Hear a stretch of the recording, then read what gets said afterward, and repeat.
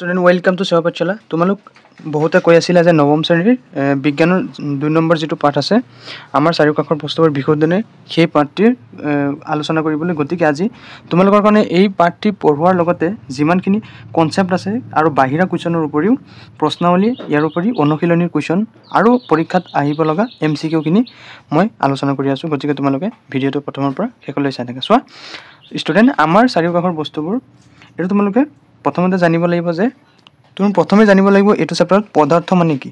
ইয়াৰ পিছত তুমি জানিব লাগিব সমক্ষেত্ৰ আৰু অসমক্ষেত্ৰ মিশ্ৰণ মানে কি। ইয়াৰ পিছত তুমি কি কৰিব লাগিব কলয়ত দ্ৰৱণ আৰু প্ৰলম্বন এইখিনি জানিব। স্টুডেন্ট এটো চেপ্টাৰত তুমি প্ৰশ্নাৱলী আৰু অনুশীলনী কৰাৰ আগতে তোমাক কি কৰিছো এটো চেপ্টাৰৰ যিমানখিনি কনসেপ্ট আছে মই শৰ্ট ফৰ্মত লিখিছো যাতে তোমালোক আৰু চেপ্টাৰটো নপঢ়িলেও এইখিনি মই যিখিনি লিখিছো এইখিনি পঢ়িলে যাতে তোমালোকৰ চেপ্টাৰটো হৈ যায়। গতিকে এইখিনি তোমালোকে টু দা পইণ্ট ধুনীয়াকৈ বহিত লিখি পিছতহে তুমি প্ৰশ্নাৱলী আৰু অনুশীলনীত যাবা। সো প্ৰথমতে কি লিখিছো মিশ্ৰণ। দুই বা ততোধিক পদাৰ্থ লগ হৈ থাকিলে আমি তাক কি বুলি কওঁ মিশ্ৰণ বুলি কওঁ। মিশ্ৰণ কেই প্ৰকাৰৰ দুই প্ৰকাৰৰ এটা হ'ল সমক্ষেত্ৰ আৰু এটা হ'ল অসমক্ষেত্ৰ। এতিয়া চোৱা সমক্ষেত্ৰ মিশ্ৰণ মানে কি যি মিশ্ৰণৰ সকলো অংশতে কি পদাৰ্থৰ সংযুতি একে তেনে মিশ্ৰণক সমক্ষেত্ৰ মিশ্ৰণ। উদাহৰণ যেনে চেনি পানী নেমু পানী বায়ুমণ্ডলত থকা বায়ুৰ মিশ্ৰণ ইত্যাদি। নেক্সট চোৱা ষ্টুডেন্ট যে অসমক্ষেত্ৰ মিশ্ৰণ মানে কি। চোৱা যি মিশ্ৰণৰ সকলো অংশতে পদাৰ্থৰ সংযুতি একে নহয় তেনে মিশ্ৰণক অসমক্ষেত্ৰ মিশ্ৰণ বোলে। উদাহৰণ যেনে পানী আৰু বালিৰ মিশ্ৰণ পানী আৰু তেলৰ মিশ্ৰণ। নেক্সট চোৱা ষ্টুডেন্ট ইম্পৰ্টেণ্টৰ ভিতৰত আছে যে দ্ৰৱণ। দ্ৰৱণ কাক কয় যে দুই বা ততোধিক পদাৰ্থৰ সমক্ষেত্ৰ মিশ্ৰণক কি বোলে দ্ৰৱণ বোলে। উদাহৰণ যেনে নেমু পানী চেনিৰ পানী সাদা পানী আদি। দ্ৰৱণৰ উপাদান কেইটা দুটা এটা হ'ল দ্ৰাৱক এটা হ'ল দ্ৰব্য। নেক্সট চোৱা ষ্টুডেন্ট যে দ্ৰৱণৰ ধৰ্ম যে দ্ৰৱণ এটা সমক্ষেত্ৰ মিশ্ৰণ। দ্ৰৱণৰ কণিকাবোৰৰ আকাৰ বৰ ক্ষুদ্ৰ সেইবাবে ইহঁতক খালী চকুৰে নেদেখি। থাৰ্ড হৈছে দ্ৰৱণৰ কণিকাবোৰে পোহৰৰ ৰশ্মি বিচ্ছুৰিত কৰিব নোৱাৰে। ফ'ৰ্থ কি যে পৰিস্ৰাৱণ প্ৰক্ৰিয়াৰে দ্ৰাৱক আৰু দ্ৰব্য পৃথক কৰিব নোৱাৰি। নেক্সট ইম্পৰ্টেণ্ট হৈছে কিতাপৰ যে সংপৃক্ত দ্ৰৱ কাক বোলে। চোৱা এটা নিৰ্দিষ্ট উষ্ণতাত এটা দ্ৰৱত দ্ৰৱীভূত কৰিব পৰা সৰ্বোচ্চ পৰিমাণৰ দ্ৰব্য দ্ৰৱীভূত হৈ থাকিলে তাক কি বোলে সংপৃক্ত দ্ৰৱ বোলে। নেক্সট চোৱা অসংপৃক্ত দ্ৰৱ মানে কি অসংপৃক্ত দ্ৰৱণত থকা পৰিমাণতকৈ কম দ্ৰব্য থকা দ্ৰৱক অসংপৃক্ত দ্ৰৱ বোলে।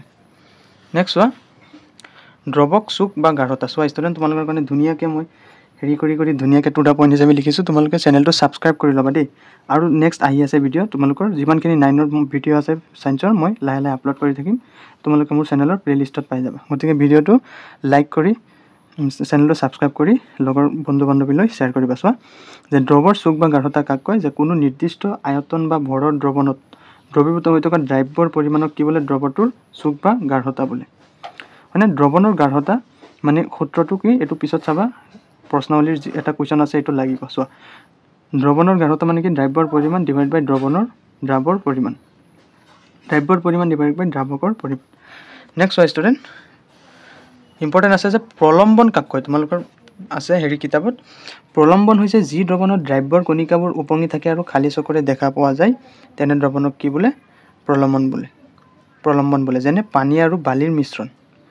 ইয়াৰ পিছত চোৱা প্ৰলম্বনৰ ধৰ্ম কি প্ৰলম্বন এবিধ অসমক্ষেত্ৰ মিশ্ৰণ আৰু প্ৰলম্বিত কণিকাবোৰ কি খালী চকুৰে দেখি। থাৰ্ড কি যে প্ৰলম্বিত কণিকাবোৰে পোহৰ ৰশ্মিৰ বিচ্ছুৰণ ঘটাব পাৰে। নোজোকৰাকৈ থৈ দিলে প্ৰলম্বন এটাৰ কণিকাবোৰত তলিত জমা হ'ব আৰু পৰিস্ৰাৱণ প্ৰণালীৰে পৃথক কৰিব পাৰি। নেক্সট চোৱা ষ্টুডেণ্ট যে কলয়দীয় দ্ৰৱ কাক কয় যে প্ৰলম্বিত দ্ৰৱত যদি দ্ৰব্যৰ কণিকাবোৰ সুষমভাৱে বিস্তাৰিত হৈ থাকে আৰু দ্ৰব্যৰ কণিকাবোৰ পৰিস্ৰাৱণ প্ৰক্ৰিয়াৰে পৃথক কৰিব নোৱাৰি তেনে দ্ৰৱক কি বোলে কলয়দীয় দ্ৰৱ বুলি কোৱা হয়। যেনে গাখীৰ। ইয়াৰ পিছত অপকেন্দ্ৰিক পদ্ধতিৰ সহায়ত কলয়দীয় দ্ৰৱত থকা কণিকাবোৰ পৃথক কৰিব পাৰি। এইটো এটা MCQ আহিব যে অপকেন্দ্ৰিক পদ্ধতিৰ সহায়ত কলয়দীয় দ্ৰৱত থকা কণিকাবোৰ কিহৰে পৃথক কৰিব পাৰি যে অপকেন্দ্ৰিক পদ্ধতিত। MCQ বহুত ইম্পৰ্টেণ্ট হ'ব আহিব পাৰে। চোৱা ইয়াৰ পিছত কলয়দীয় দ্ৰৱৰ ধৰ্মসমূহ যে কলয়ত অসমক্ষেত্ৰ মিশ্ৰণ। নেক্সট চোৱা কলয়দীয় কণিকাবোৰ বৰ সৰু ইহঁতক খালী চকুৰে মনিব নোৱাৰি। থাৰ্ড চোৱা অৱশ্যে পোহৰ ৰশ্মি বিচ্ছুৰিত কৰিব পৰাকৈ কণিকাবোৰ প্ৰয়োজনীয়ভাৱে ডাঙৰ আৰু ৰশ্মিটো দৃশ্যমান কৰি তোলে।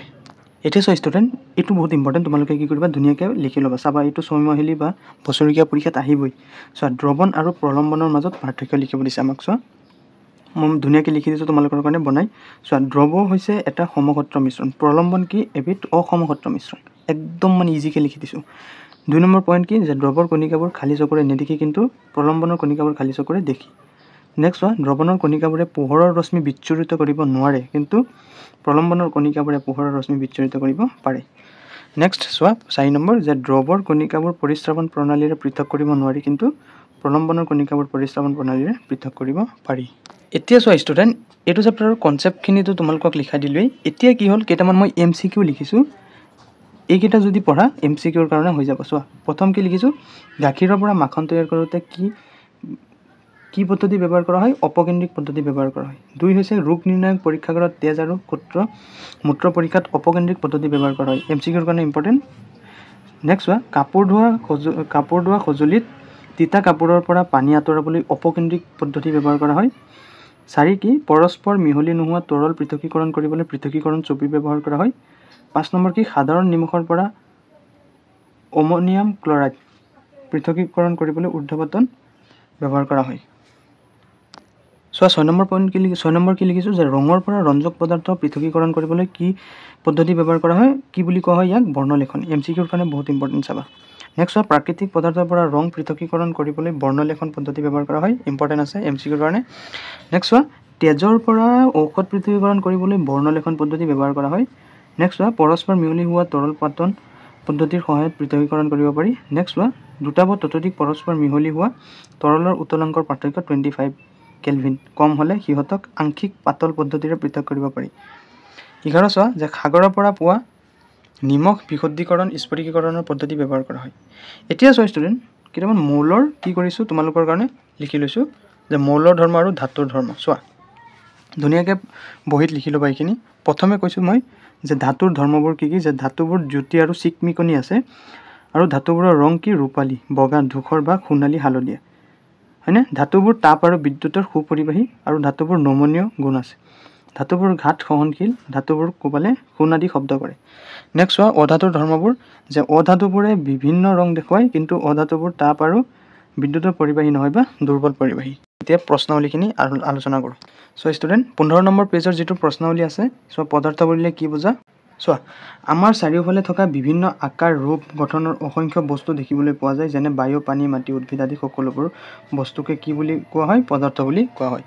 নেক্সট চোৱা ষ্টুডেণ্ট 2 নম্বৰটো, যে সমসত্ব আৰু অসমসত্ব মিশ্ৰণৰ মাজত কি লিখিব দিছে? প্ৰভেদ মানে পাৰ্থক্যবোৰ লিখিব দিছে। চোৱা যে সমসত্ব আৰু অসমসত্ব মিশ্ৰণৰ মাজত প্ৰভেদবোৰ হ'ল যে সমসত্ব মিশ্ৰণ এটাৰ সংযুতি ইয়াৰ সকলো অংশতে সমান হয়, কিন্তু অসমসত্ব মিশ্ৰণ এটাৰ সংযুতি মিশ্ৰণটোৰ সকলো অংশতে সমান নহয়। সমসত্ব মিশ্ৰণটোত দ্ৰৱণৰ কণিকাবোৰ খালী চকুৰে দেখা পোৱা নাযায়, আনহাতে অসমসত্ব মিশ্ৰণত প্ৰলম্বিত কণিকাবোৰ খালী চকুৰে দেখা পোৱা যায়।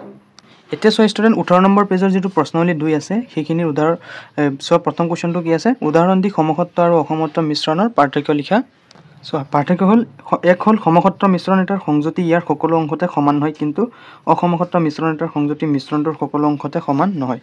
নেক্সট চোৱা 2 বা ততোধিক পদাৰ্থৰ সমসত্ব মিশ্ৰণ হৈ দ্ৰৱৰ সৃষ্টি কৰে, আনহাতে 2 বা ততোধিক পদাৰ্থৰ অসমসত্ব মিশ্ৰণৰ ফলত প্ৰলম্বনৰ সৃষ্টি হয়। ইয়াৰ পিছত চোৱা ষ্টুডেণ্ট 2 নম্বৰ কুৱেশ্যনটো কি আছে?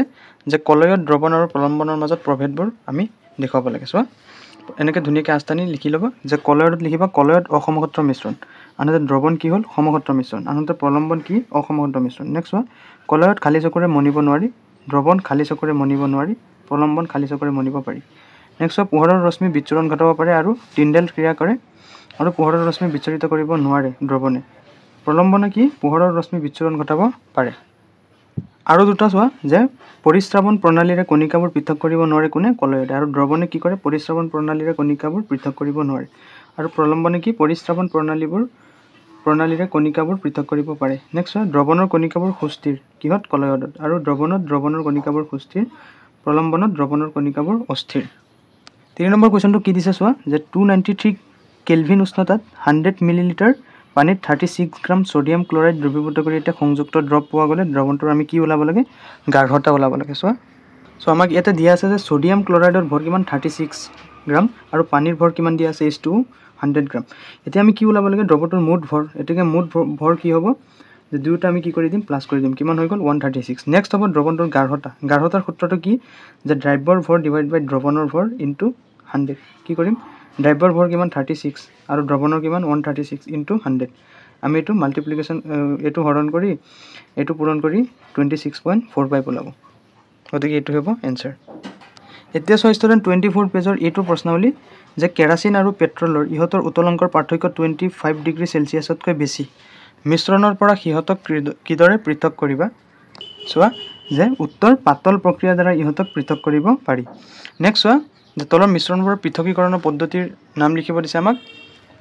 যে দৈৰ পৰা মাখন হেৰি কৰিলে আমি কি মিশ্ৰণ ব্যৱহাৰ কৰি পৃথকীকৰণ কৰিলে? যে দৈৰ পৰা মাখন কৰিলে অপকেন্দ্ৰিক পদ্ধতি। ইয়াৰ পিছত চোৱা সাগৰৰ পানীৰ পৰা নিমখ বাষ্পীভৱন প্ৰক্ৰিয়া। থাৰ্ড নিমখৰ পৰা কৰ্পূৰ ঊৰ্ধ্বপতন প্ৰক্ৰিয়া। নেক্সট চোৱা 3 নম্বৰ কুৱেশ্যনটো কি আছে যে স্ফটিকীকৰণ পদ্ধতিৰে কি ধৰণৰ মিশ্ৰণ পৃথক কৰা হয়? চোৱা স্ফটিকীকৰণ পদ্ধতিৰে ঔষধ দি থকা কঠিন পদাৰ্থ এটা বিশুদ্ধ গোটা স্ফটিক ৰূপত পৃথক কৰা যায়। এতিয়া চোৱা ষ্টুডেণ্ট 24 পেজৰ এই প্ৰশ্নাৱলী বাকী প্ৰশ্নাৱলী যে তলৰ কাৰ্যকলাপবোৰ ৰাসায়নিক নে ভৌতিক পৰিৱৰ্তন আমাক লিখিব কৈছে। চোৱা প্ৰথমটো কি আমাক যে গছ কটাটো এটা কি ভৌতিক পৰিৱৰ্তন। বি কি কেৰাহী এখনত মাখন বিগলন, এইটো কি এটা ভৌতিক পৰিৱৰ্তন। চি কি আলমাৰিত মামৰে ধৰাটো কি এটা ৰাসায়নিক পৰিৱৰ্তন। নেক্সট চোৱা ডি যে পানী উতলাই জলীয় ভাৱ কৰা কি এটা ভৌতিক পৰিৱৰ্তন। ই কি যে পানীৰ মাজেদি বিদ্যুৎ প্ৰবাহিত কৰিলে হাইড্ৰজেন আৰু অক্সিজেন গেছ উৎপত্তি হোৱা, এইটো কি এটা ৰাসায়নিক পৰিৱৰ্তন, হয়নে?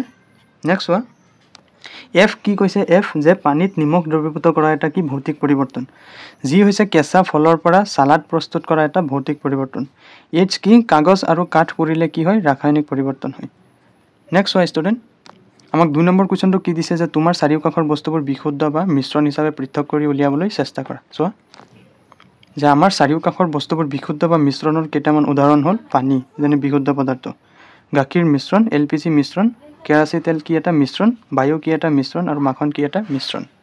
এতিয়া ষ্টুডেণ্ট আমি অনুশীলনী কুৱেশ্যনখিনি আলোচনা কৰিম, গতিকে একফালৰ পৰা চাই যোৱা। চোৱা প্ৰথমতে কি দিছে যে তলৰ পদাৰ্থবোৰ পৃথক কৰিবলৈ কি পৃথকীকৰণ পদ্ধতি ব্যৱহাৰ কৰিবা? এক চোৱা নিমখ পানীৰ পৰা দ্ৰৱণৰ পৰা ছ'ডিয়াম ক্লৰাইড কি হ'ব? বাষ্পীভৱন।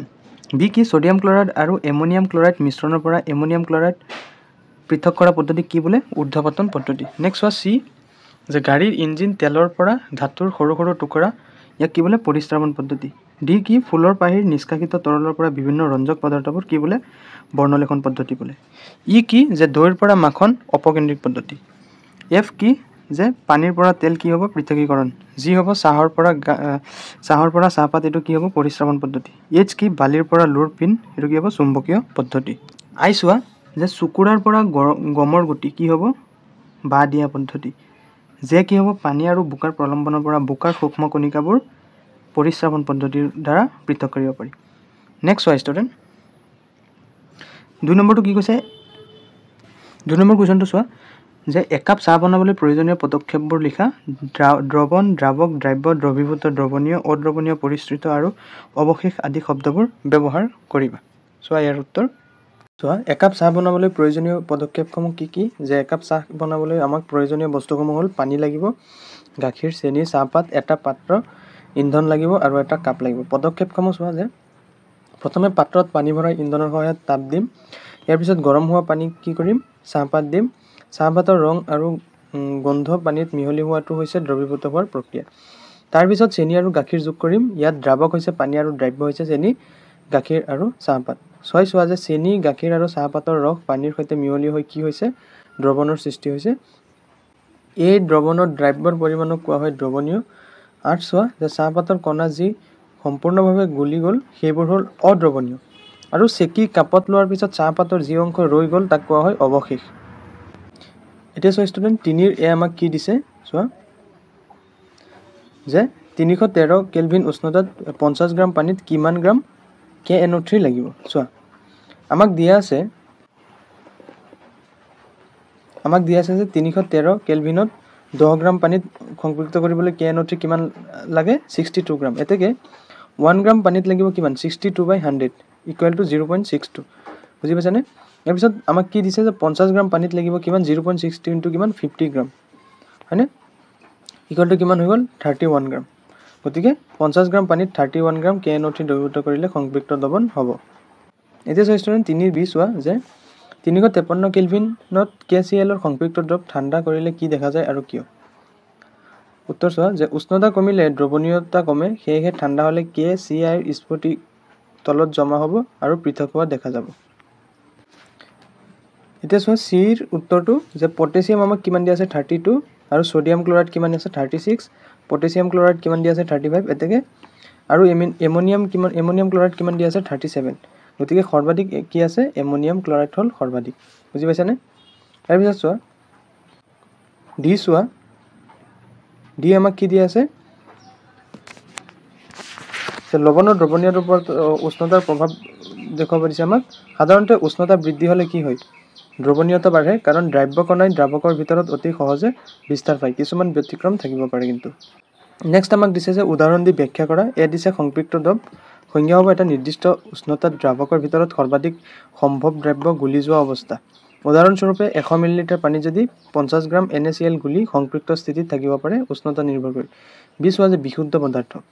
একেধৰণৰ কণী বা অণুৰে গঠিত পদাৰ্থ স্থায়ী ভৌতিক গুণ যেন গলনাংক থাকে। উদাহৰণস্বৰূপে বিশুদ্ধ বৰফ 0 ডিগ্ৰী চেলচিয়াছত গ'লে বিশুদ্ধ পানী 100 ডিগ্ৰী চেলচিয়াছত উতলে।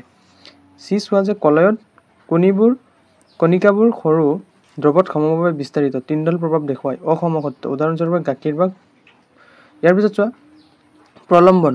ডাঙৰ কণিকাযুক্ত অসমসত্ব মিশ্ৰণ সময়তে তলত পৰে আৰু পোহৰ বিচ্ছুৰণ ঘটে। ইয়াকে কি বোলে প্ৰলম্বন বোলে। উদাহৰণস্বৰূপে বোকা পানীৰ মিশ্ৰণ। নেক্সট চোৱা 5 নম্বৰ সমসত্ব নে অসমসত্ব। প্ৰথমতে তুমি সমসত্ৰখিনি বাছি ল'ব লাগিব। সমসত্ৰ কি আছে যে ছ'ডা পানী ভিনেগাৰ ইয়াৰ পিছত চেকি লোৱা চাহ। অসমসত্র কি কি আছে কাঠ বায়ু পানী মাটি বায়ু সমসত্র বুলি ধৰা হয়, কিন্তু বাস্তৱিক ৰচনা পৰিৱৰ্তনশীল হোৱাৰ বাবে ইয়াত আমি কি কৰিম শ্ৰেণী বিভাজন দিছে সেই অনুযায়ী ৰাখিলোঁ। ইয়াৰ পিছত চোৱা 6 নম্বৰ কুৱেশ্যন কি আছে আমাক যে তোমাক দিয়া বৰণহীন তৰল এটা বিশুদ্ধ পানী বুলি কিদৰে প্ৰমাণ কৰিবা। চোৱা এক এটমত উতলাংক 100 ডিগ্ৰী চেলচিয়াছ হ'লে বিশুদ্ধ পানী বুলি ধৰা হয়, অন্যথা মিশ্ৰণ বা অশুদ্ধতা আছে। বুজি পাইছানে? ইয়াৰ পিছত চোৱা 7 নম্বৰটোৰ যে বিশুদ্ধ কোনকেইটা আছে বৰফ লো হাইড্ৰক্লৰিক এচিড কেলছিয়াম অক্সাইড পাৰা ইটা কাঠ বায়ু হয়নে। 8 নম্বৰটো আমি দ্ৰৱণ বাছিলোঁ। দ্ৰৱণ কি কি সাগৰৰ পানী বায়ু ছ'ডা পানী। 9 নম্বৰ কি কোনটোৱে মানে তিনডাল প্ৰভাৱ দেখুৱায় অকল গাখীৰ।